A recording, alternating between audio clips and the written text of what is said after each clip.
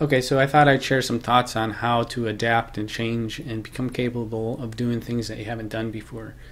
If you think about behavior, behavior is basically just like a pattern, and a pattern is basically something that repeats. So we have our behaviors, our ways of being that repeat. And why is that? It allows our life to have like this sustained way of being, and everything inside of us kind of repeats as well. It oscillates and cycles, like our circulatory system, our heart pumps, our lungs breathe.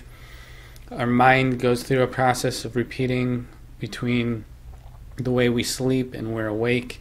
There's like this cycle going on. Even every specific thought has kind of a cycle or way of oscillating. And sometimes we forget something, sometimes we remember something.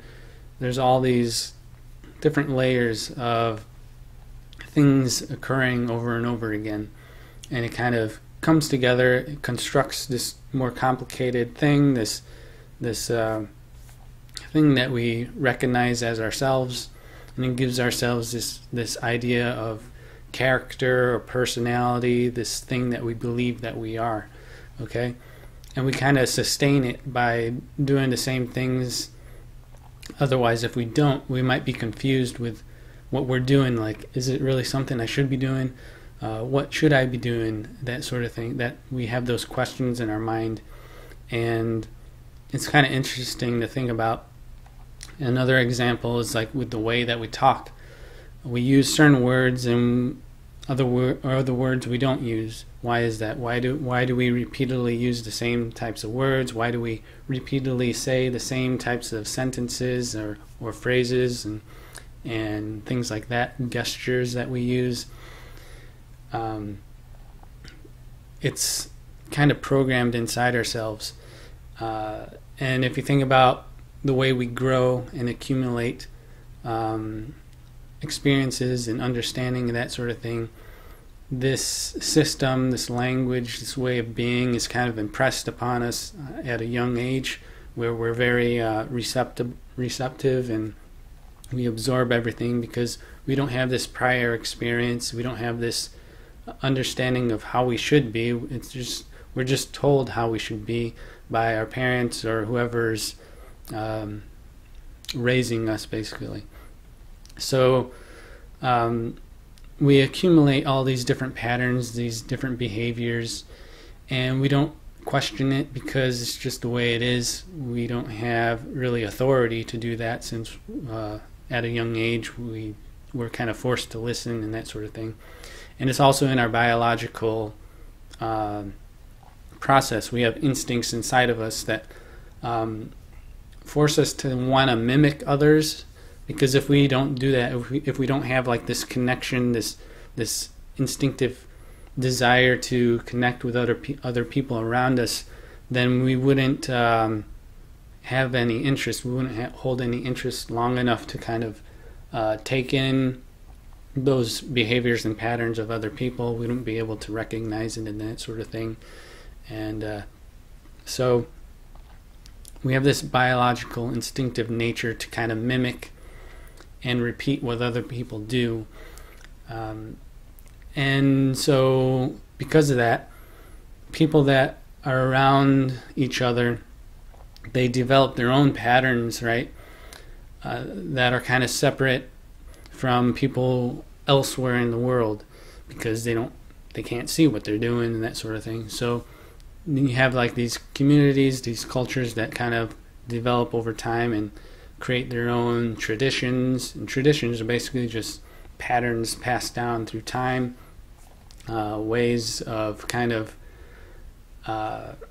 bringing along this sense of identity or idea of like who they are and like what they represent and that sort of thing. So it's very interesting.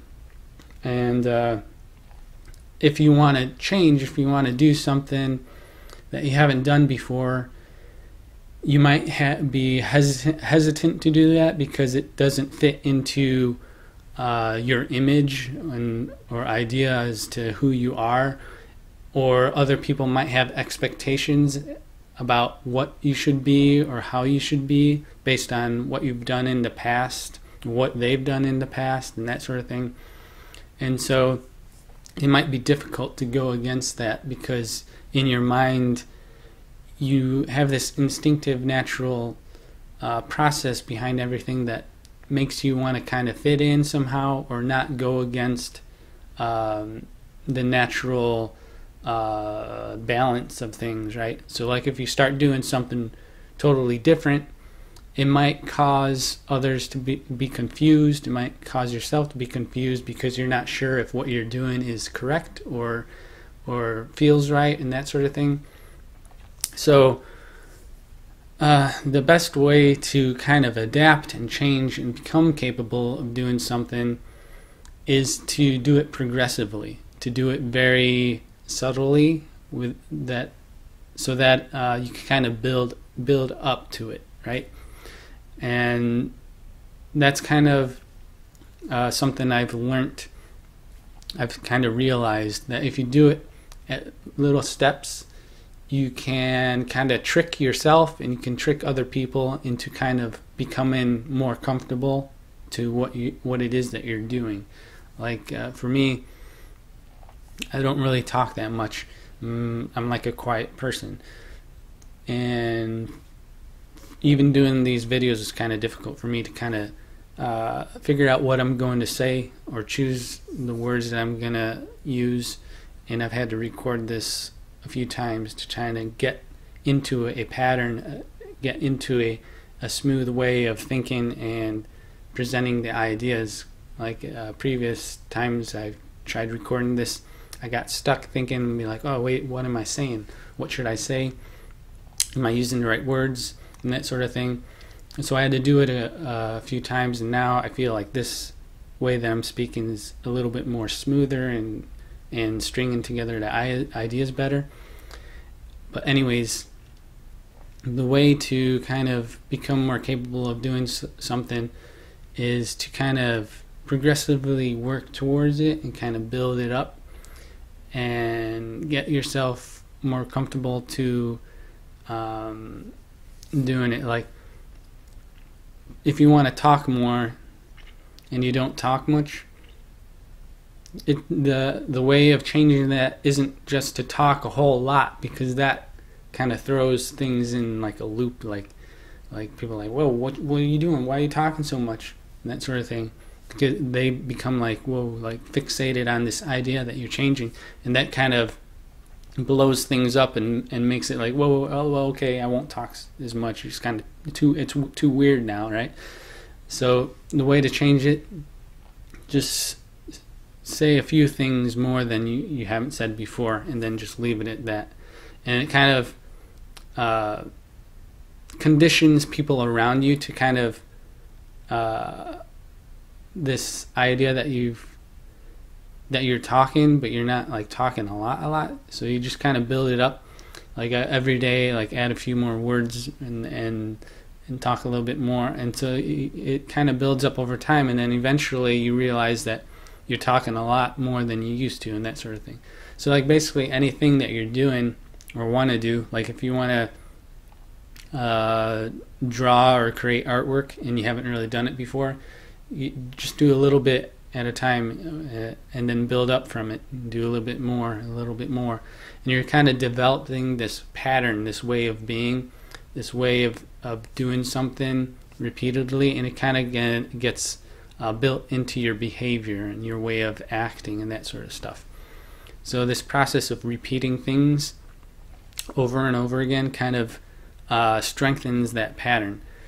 If you want to stop doing something, just stop completely and let things kind of flatten out and become calm again. And like, for example, I notice that I'm saying like a lot when I speak, and the way to stop that is just like not talk at all, and just let my mind become more calm and allow me to think more about what I'm going to say, and that will allow me to catch myself if that word springs up again. So those are just some thoughts I have about how to adapt, how to change. So my mind's kind of scrambled now because I use a lot of energy to think and speak, and you go through these moments of oscillation, patterns of oscillation, where there's moments of rest, moments of action. Like with every word, there's a space between them, a pause that kind of creates a distinction as to where something is, right? With every measurement, there's a space between it. Like with basically anything that you can identify, the only way you can identify it is by creating space between it and everything else in some way, like some contrast, some definition or way of splitting things up so that you can digest things and orient yourself and organize things. Just allows you to understand where you're at in the world and that sort of thing. So you go through this process of oscillating and changing, and notice how our ability to sense stuff requires changes to be occurring. If everything stayed the same, we wouldn't be able to know what's occurring. So like if we were always the same, always doing the same thing, we wouldn't really be able to recognize what we are. That's kind of interesting, and interesting how we're always kind of growing and shedding and cycling our cells and our thoughts and the way we see and perceive. And there's like an oscillation to it. So sometimes we might be confused, sometimes we might have great clarity, and that's all the way it is, that we have this sense and feeling of being. Otherwise, if it was always one way, we wouldn't be certain that it was that way. We need all these other ways there so that we could kind of develop this sense and feeling of how things are basically living and being, right? So it's kind of an interesting process, and something you just have to like go through to understand firsthand, like how stuff is acting and being and that sort of thing. So yeah, just changing, even just the process of experimenting and changing things allows you kind of sense more about it. Like if you're always doing the same thing, try doing it a little differently, and you'll get more from it. Get an understanding. If you're trying to do something and you're always good at it, try something else that might make you less good at it, and you'll understand more why you're good at it and what you do, how stuff makes it less optimal and that sort of thing. There's just like a learning process with everything basically. But I feel like I'm rambling and trying to figure out more things to tell you, and maybe that's a good place to stop.